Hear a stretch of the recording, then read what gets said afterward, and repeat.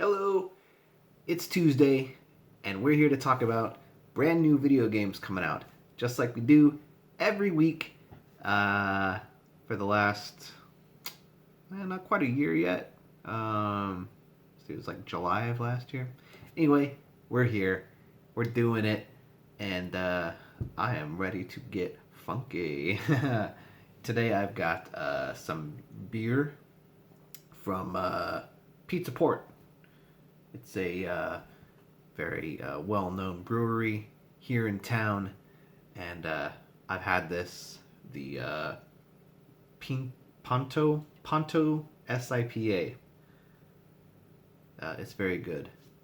I'm gonna drink it. All right, listen, hold on, listen. That's how you know the party started, right? Yeah.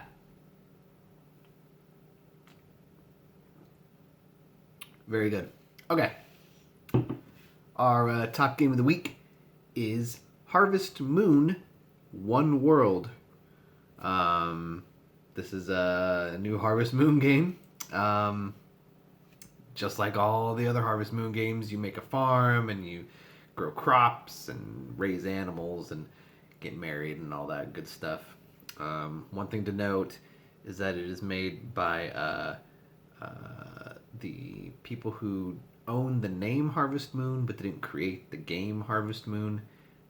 That game is called Story of Seasons. So moving forward, if you buy a Harvest Moon game, you're not getting a game in the Harvest Moon series. If you want a new game in the Harvest Moon series, you have to buy the new Story of Seasons. It's not at all confusing. So, anyway, this is coming out on PS4 and Switch. Next, we have Ground Zero Texas, the Nuclear Edition. Did I say that right? Nuclear? I think so. What do people who say it wrong say? Nuclear? It's like, no, idiot, it's nuclear. Didn't George W. Bush say nuclear like a moron? God, what a stupid president. Anyway, Ground Zero Texas, Nuclear. Oh God, now my Nuclear Edition. Fuck, am I saying it right? Anyway, this is a remake of a Sega CD game. Actually, not a remake. It's a re-release of a Sega CD game. It uses full motion video, and it didn't get very good reviews when it came out. I don't think it's going to play any better now, but at least it'll look better. You'll be able to see the wonderful cinematography from the director of Halloween 4, everyone's favorite in the series, I'm sure. Also, we have... Oh, that's coming out for PC and PlayStation 4. Next, we have Maquette, a new game from Annapurna Interactive. It's a puzzle game where you are trying to solve these puzzles where you take objects that are in a small diorama and it affects the larger diorama that you're currently standing in. And you can like hop over into an even larger diorama to solve even more puzzles. Sounds pretty weird, and it is, of course, a metaphor for relationships. So, you know. Yeah. That's coming out on PC, PlayStation 4, and PlayStation 5. And if you're a PS Plus subscriber, you're going to get it for free. So, might as well check it out. Next, we have Neptunia Virtual Stars for the PlayStation 4. This is a game where you play as some kind of Japanese idol doing Japanese idol stuff. Who cares? Finally, we have Everhood for the PC and the Switch, and that is kind of like one of those revisionist JRPG, games where there's like pixel graphics and kind of looks like Earthbound or Undertale. I don't know. It might be fun, or it could be completely forgettable. Who cares? Maybe I'll look stupid. That will never happen. I'd never look stupid. Almost 5 minutes of talking. Okay, let's see what else. Ports and re-releases. Yakuza Like a Dragon is finally coming to PlayStation 5 after coming out last November as a launch title for the Xbox Series X. You could have already been playing it on PlayStation 4 or through backwards compatibility playing that version on your PS5. But now you're getting the fancy PS5 version of this game with all its bells and whistles, and it's going to look great, the best it's ever looked. Because, we all look back at that PS4 version of that game and think it looks like fucking shit, right? That game looks awful on PS4. Next port, 2-Point Hospital Jumbo Edition. This is another console version coming out, and it has even more of the expansion packs and stuff. I like it. I play it on PC. I think it would be harder to play on console, but maybe it's not. I don't know. You tell me. No expansions. Everything else.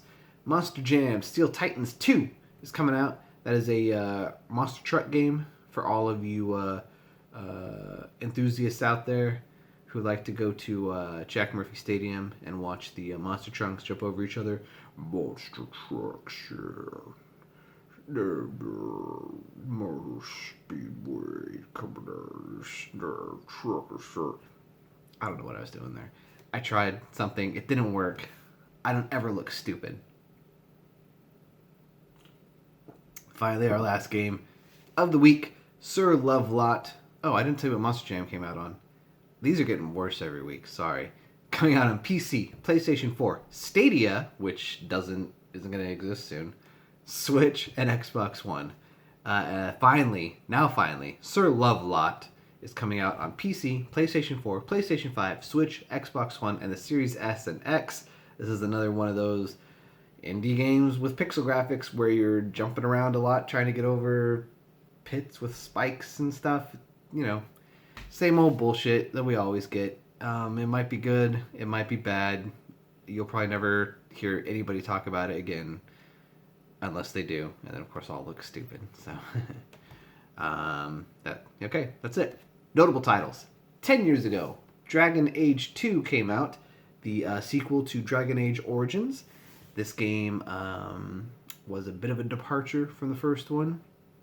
It switched over to a more action RPG feel to the chagrin of fans of the first game. They didn't have a lot of time to make it. They only had about a year, and you can feel it. It feels pretty rushed.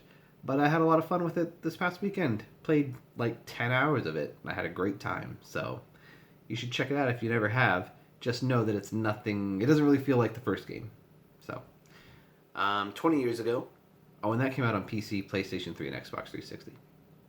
20 years ago, the Nintendo 64 got maybe its most controversial game, Conker's Bad Fur Day, created by Rare, the guys who did Donkey Kong Country and Banjo-Kazooie and Banjo-Tooie. Wanted to make a more mature-themed platforming game where you play as Conker, who drinks and pees and farts and poops and has sex and cusses. It's pretty out there for an N64 game. Actually, it's funny. There's some good jokes in there. And I like what they were going for, but the camera in this game is just terrible. I could barely play it. It was so awful because it's like backwards, right. Like we're used to games. You turn the right stick and the camera goes away. You turn the stick left and it goes another way. Well, it's backwards and you can't switch it. So I had a hell of a time trying to play, and the controls are pretty bad. So I can't really recommend it unless you take that into account. Rapid Speed. Also, 20 years ago, The Bouncer came out on PS2, the very first Squaresoft game for the PlayStation 2, and it was also pretty bad. It was basically an hour and a half long cutscene with about 20 minutes of gameplay, 30 minutes of gameplay. So, don't recommend it, but check it out for historical purposes. Finally, 30 years ago, Turtles in Time came out for the arcade. That's right. I didn't know it came out in the arcades first. It was on Super Nintendo. That's where I played it. I have like 20 seconds left, so I'm just going to chug this. Okay. All right.